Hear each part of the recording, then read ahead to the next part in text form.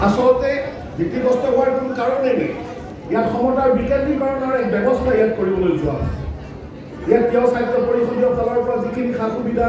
আমাৰ এই লোকসকলে উপভোগ কৰিব পঞ্চায়তী ৰাজ ব্যৱস্থাৰ জৰিয়তে আমাৰ পঞ্চায়তী ৰাজ ব্যৱস্থাই আমাৰ উন্নয়ন আৰু বিকাশক প্ৰতিনিধিত্ব কৰিব আৰু আমাৰ বিধায়ক উন্নয়ন পুঁজি বা অন্যান্য উন্নয়নমূলক আঁচনিসমূহেও আমি আমাৰ নিজৰ নিজৰ অঞ্চলসমূহক আমি সমানুপাতিক ব্যৱস্থাৰে আমি উন্নয়নৰ দিশত আমি আগুৱাই লৈ যাবলৈ সক্ষম হওঁ আজি ডক্টৰ হিমন্ত বিশ্ব শৰ্মা ডাঙৰীয়াই আজি এনেধৰণৰ চিন্তা চৰ্চাসমূহ কৰিছে যে অসমৰ যি ভৌগোলিক যি পৰিৱেশ ইয়াত বসবাস কৰি থকা যি জনজাতীয় লোকসকলক আমাৰ খিলঞ্জীয়া ভূমিপুত্ৰসকলক ৰাজনৈতিক অধিকাৰ আৰু সংৰক্ষণৰ জৰিয়তে এক স্ব অধিকাৰ ঘূৰাই দিয়াৰ ব্যৱস্থা কৰিছে আজি অসমক যদি আমি এই ভূমিপুত্ৰসকলক যদি নিজৰ নিজৰ স্ব অধিকাৰেৰে নিজৰ নিজৰ ভাষা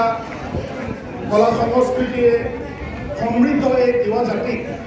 আমি যদি সংৰক্ষণৰ ব্যৱস্থাৰে আমি যদি শক্তিশালীভাৱে যদি আগুৱাই লৈ যাব নোৱাৰোঁ আৰু ঠিক তেনেদৰে আজি কাৰ্বি আংলং আজি কাৰ্বি পৰিষদ আজি বড়ো পৰিষদ আজি মিচিং পৰিষদ আজি সকলো জনগোষ্ঠীয় এই পৰিষদসমূহক আজি শক্তিশালী কৰাৰ এক প্ৰচেষ্টা ডক্টৰ হিমন্ত বিশ্ব শৰ্মা ডাঙৰীয়াই হাতত লৈছে কাৰণ তেখেতে বিশ্বাস কৰে যে অসমৰ ভৌগোলিক পৰিসৰত বসবাস কৰি থকা এইসকল জনজাতীয় লোকক এইসকল জনগোষ্ঠীক যদি শক্তিশালী কৰি তোলা নাযায় তেনেহ'লে অসমৰ খিলঞ্জীয়া যিটো অস্তিত্ব যিটো সংজ্ঞা এই এটা সময়ত বিপদাপন্ন হ'ব আজি গুৰুজনাই সৃষ্টি কৰি থৈ যোৱা এই যি চিন্তা চৰ্চাৰে আজি মুখ্যমন্ত্ৰীগৰাকীয়ে আজি প্ৰতিটো জাতি জনগোষ্ঠীক নিজৰ নিজৰ অধিকাৰ নিজৰ নিজৰ ৰাজনৈতিক ক্ষেত্ৰখনৰ নিজৰ নিজৰ যাতে পৰিসৰেৰে আমাৰ নিজৰ ভাষা সংস্কৃতি কলা সংস্কৃতিৰ পৰা আৰম্ভ কৰি উন্নয়নলৈকে গোটেই কথাখিনিয়ে যদি আমি আমাৰ সমাজখনক যাতে আগুৱাই লৈ যাব পাৰোঁ এই কথাখিনি আজি মুখ্যমন্ত্ৰীগৰাকীয়ে চিন্তা চৰ্চা কৰিছে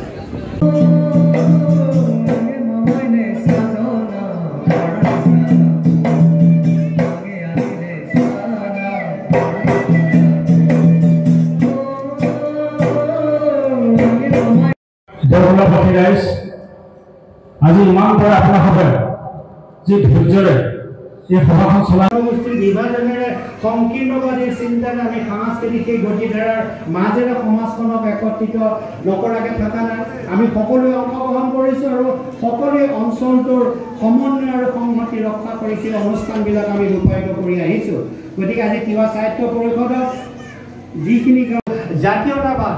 তিৱা জাতি হিচাপে আত্মগৌৰৱ কৰাৰ যি আমাৰ অধিকাৰ আছে একে সমানে আমি তিৱা জাতিৰ সেই গৌৰৱ তিৱা জাতিৰ ইতিহাসক আমি শক্তিশালী ৰূপত প্ৰতিষ্ঠা কৰাৰ কাৰণে আমি সমান্তৰালভাৱে কাম কৰি যাম কাৰণ মই তিৱা হিচাপে তিৱা বুলি ক'লে আন এজনে বেয়া পোৱাটো উচিত নহয় কোনোবা এজনে কাৰ্বি জনগোষ্ঠীত জন্ম হৈছে তেওঁ কাৰ্বি যদি কোৱাটো তেওঁৰ কোনো অপৰাধ নহয় কোনোবা এজনে ডিমাচা জনগোষ্ঠীত জন্ম হৈছে তেওঁ নিজকে ডিমাচা বুলি কোৱা তিৱা ছাত্ৰতা মাধুৰ্যকৰ তিৱা সাহিত্য পৰিষদ নেলিখলা সমষ্টিৰ সন্মানীয় সদস্য জীৱন কোঁৱৰ ডাঙৰীয়াই আমাক ফোন যোগে জনালে ফোন যোগে জনোৱাৰ পিছত আমি গোটেই বিষয়টো আমাৰ নেলিখলা সমষ্টিৰ সন্মানীয় সদস্যগৰাকীৰ পৰা আমি ইতিমধ্যে গম পাইছোঁ যে কি বিষয়ত কেনেভাৱে তেওঁ মৃত্যুক আঁকোৱালি ল'ব লগা হ'ল এই কথাখিনি নিশ্চয় থুলমূলভাৱে হ'লেও প্ৰচাৰ মাধ্যমৰ জৰিয়তে তেওঁ কথাখিনি প্ৰকাশ কৰিছে মই ইতিপূৰ্বে আমাৰ সন্মানীয় তিৱা ছাত্ৰ সন্থাৰ সম্পাদক ডাঙৰীয়াও আছে আৰু তিৱা ছাত্ৰ সন্থাৰ মুখ্য উপদেষ্টা মহোদয় আমাৰ ইমলামচি ডাঙৰীয়াকো মই ফোন যোগে জনাইছোঁ কাৰণ যিদিনাখন ঘটনাটো ঘটিছিল ঘটনাটো ঘটাৰ দিনাখন তেখেতসকলে দিল্লীত আছিল দিল্লীত তেখেতসকলে তিৱা জনগোষ্ঠী মানে যিখিনি সমস্যাৱলী এই সমস্যাৱলীৰ সন্দৰ্ভত আমাৰ ভাৰতৰ প্ৰধানমন্ত্ৰী মহোদয়ক লগ কৰিবৰ কাৰণে তেখেতসকলে গৈছিল গতিকে তেখেতসকলে তাত থকাৰ কাৰণে হয়তো তেখেতসকলে পদক্ষেপ গ্ৰহণ কৰিব পৰা নাই যে মই আশাবাদী আৰু তেখেতসকলে মই অনুৰোধ কৰিছোঁ যে তিৱা ছাত্ৰ সন্থাৰ বিষয়ববীয়া হিচাপে তিৱা ছাত্ৰ সন্থাৰ যিহেতুকে এজন লোক মৃত্যুমুখত পৰিছে কি কাৰণত মৃত্যুমুখত পৰিছে এই সন্দৰ্ভত মানে সৰজমিন তদন্ত কৰাৰ জৰিয়তে জিলা উপায়ুক্ত আৰু জিলা আৰক্ষী অধীক্ষক মহোদয়ৰ জৰিয়তে এক যেন উচ্চ পৰ্যায়ৰ তদন্ত ঘোষণা কৰে বা উচ্চ পৰ্যায়ৰ তদন্ত ঘোষণাৰ ক্ষেত্ৰত অকল জিলা আয়ুক্ত বা জিলা